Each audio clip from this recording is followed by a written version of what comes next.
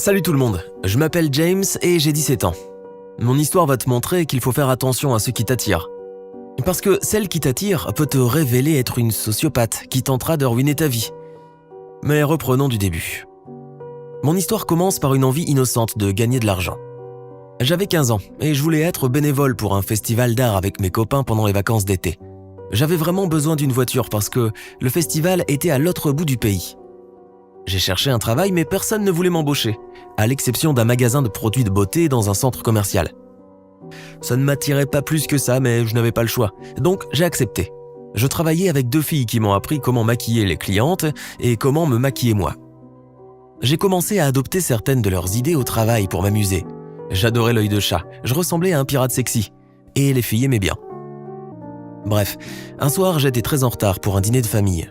C'était l'anniversaire de ma mère et on avait réservé dans un restaurant chic. Je suis arrivé avec des fleurs et je me suis excusé. La première chose que mon père m'a dite était « Qu'est-ce que tu as sur le visage ?» J'ai réalisé que j'avais oublié d'enlever mes paillettes aux yeux. Mon père m'a immédiatement envoyé aux toilettes pour me nettoyer. Quand je suis revenu à table, mes parents avaient une discussion musclée sur les droits LGBT. Ma mère voulait que mon père soit plus respectueux et mon père a répliqué qu'ils savaient bien tous les deux pourquoi ils se disputaient là-dessus. J'étais surpris et perdu. Ce moment gênant a été interrompu par un message. Quelqu'un a envoyé un message d'anniversaire à ma mère et mon père a dit « Quand on parle du loup, eh bien la voilà ». C'était la goutte d'eau. Ma mère est devenue sérieuse et elle a dit à mon père qu'elle voulait divorcer. Puis elle m'a pris dans ses bras, m'a embrassé et elle a quitté la table. J'ai demandé à mon père de m'expliquer ce qu'il venait de se passer. En fait, ma mère voyait notre voisine Sarah en secret depuis des années et mon père venait de le découvrir.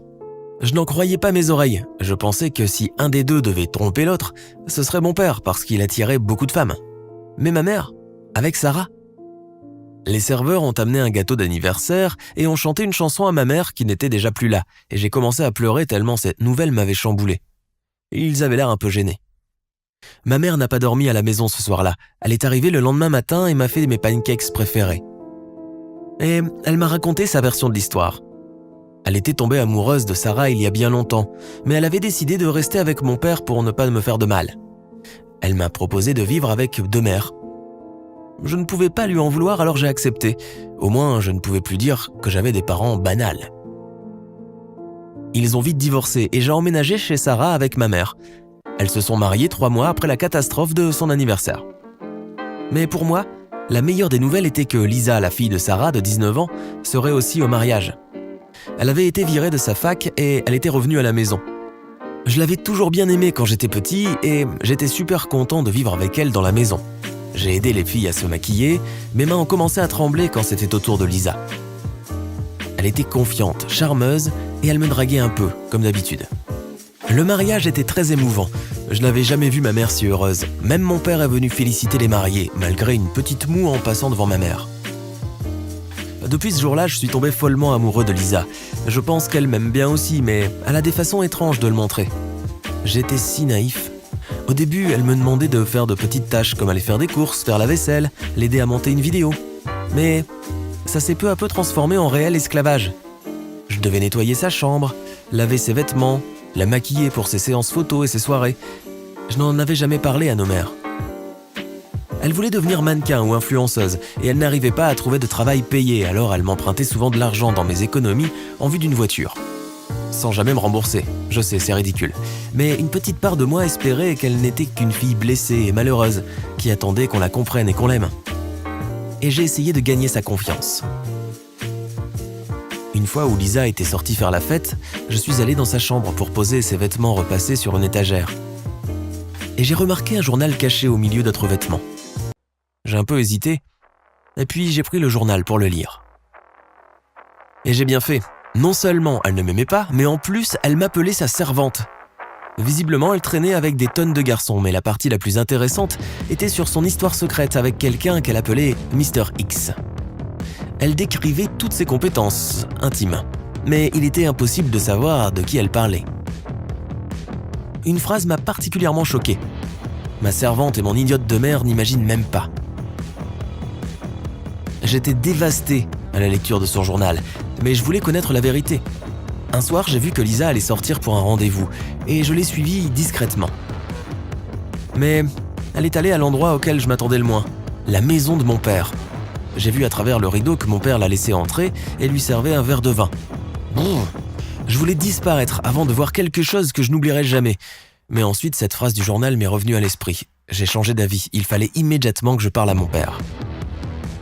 Il a mis un peu de temps à venir m'ouvrir. Quand il est enfin arrivé, je suis entré, je me suis assis sur le canapé et je lui ai demandé de ne pas cacher Lisa. Il a rougi et il est devenu très nerveux. Mais Lisa s'était déjà enfuie par la porte de derrière. Mon père m'a demandé de ne rien dire à mes mères. Mais elle devait savoir. Et puis mon père m'a fait une offre que je ne pouvais pas refuser. Il a paniqué et il m'a proposé d'acheter une voiture. Je n'avais toujours pas assez pour m'en acheter une vu que Lisa m'avait presque tout volé et mes vacances commençaient dans 2 semaines. J'ai accepté. Le lendemain, une voiture rutilante m'attendait devant la porte et Lisa a fait semblant de ne rien savoir de notre accord. J'étais content d'éviter les problèmes de famille. Je suis parti pendant 2 mois et j'ai adoré mon activité de bénévole au festival.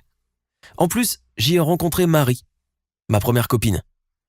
Mais quand je suis rentré à la maison, Lisa était enceinte, à son 5e mois. Ma mère et Sarah ne savaient pas qui était le père parce que Lisa ne voulait pas en parler. J'ai appelé mon père, mais il m'a dit qu'il ne savait pas non plus qui était le père. J'ai essayé de retrouver le journal de Lisa, mais elle avait dû mieux le cacher. La rentrée est arrivée et ma mère me demandait parfois de m'occuper de Lisa après l'école. Mais je ne voulais plus être sa servante. Je préférais passer autant de temps que possible avec Marie. Mais au bout d'un moment, Marie a cassé avec moi sans aucune explication. J'étais bouleversé. 4 mois plus tard, Lisa a accouché d'un beau petit garçon qu'elle a appelé Zach. Les grands-mères avaient l'air encore plus heureuses que Lisa. Elles avaient préparé une magnifique chambre pour le bébé et s'occupaient tout le temps de lui, pendant que Lisa se reposait ou recommençait à faire la fête. Quand Zach a eu 4 mois, Lisa a annoncé qu'elle avait un nouveau copain. Il l'avait aidé à trouver un travail à Hollywood et elle allait déménager. Avec ce nouveau job, Lisa n'aurait plus le temps pour le bébé, alors Sarah et ma mère ont accepté de s'occuper de Zach jusqu'à ce que Lisa soit indépendante. En décembre, on a fêté l'anniversaire de Zach et Noël ensemble. Lisa est venue le voir pour la première fois depuis son déménagement. En plus, elle n'avait jamais envoyé d'argent pour lui car Los Angeles était une ville trop chère. Pendant le dîner, nos mères ont reproché à Lisa de ne pas faire assez attention à Zach. Mais Lisa est restée calme et confiante comme d'habitude. Elle leur a dit de demander au père de Zach de les aider et elle m'a montré du doigt. Oui, cette sociopathe mentait et disait que j'étais le vrai père de Zach. Et que c'était pour ça qu'elle n'avait rien dit. Je n'arrivais pas à croire que j'étais tombé amoureux d'elle. Bien sûr, nos mères en ont fait tout un drame. Je n'ai rien trouvé de mieux que de quitter la table et de partir de cette maison. J'ai passé le reste de la soirée chez mon père. On a beaucoup parlé. Je lui ai parlé de mes doutes sur le père du bébé. Les photos de Zach et de mon père petit étaient presque les mêmes. J'étais sûr que mon neveu était aussi mon frère. Mon père avait l'air embêté en voyant les photos. Il allait forcément devoir avouer. Quand Lisa est repartie pour Los Angeles, on est allés tous les deux chez Sarah. Mon père leur a raconté son histoire avec Lisa pour qu'elle sache que je n'avais rien à voir dans cette histoire. Ma mère était furieuse, mais Sarah l'a calmée et s'est excusée pour le comportement de sa fille. Après avoir crié, pleuré et s'être accusés l'un l'autre pendant longtemps, mes parents ont décidé d'agir comme des adultes et de faire un test de paternité, qui a confirmé que mon père était le père de Zach. Et puis, cette étrange famille a vécu heureuse. Quand on a appris la vérité, ma mère a dit à mon père « Merci de m'offrir un autre fils magnifique ». Sarah et ma mère continuent de s'occuper du bébé, et mon père envoie de l'argent et vient voir Zach les week-ends. Tout le monde adore le garçon, sauf sa mère qui n'a jamais plus voulu nous répondre, même quand Sarah lui a envoyé les copies du test ADN. Par ailleurs, Marie a commencé à me reparler, et j'ai appris pourquoi elle s'était séparée de moi. Lisa n'avait pas aimé que je sorte avec Marie, alors elle était venue prendre un selfie dans ma chambre avec moi pendant que je dormais. On avait l'air d'un beau couple endormi. Je me souviens que ce jour-là, Lisa n'arrêtait pas de traîner dans mes jambes, mais je n'y avais pas prêté attention. Mais en fait, Lisa avait envoyé la photo à Marie avec le message « Je suis sa vraie copine, qui es-tu Marie ?» Elle avait cru qu'elle n'était rien pour moi, et elle a cassé. Aujourd'hui, j'essaye de réparer notre relation, et je me suis promis de ne plus jamais faire confiance à une sociopathe, même si elle est plutôt mignonne.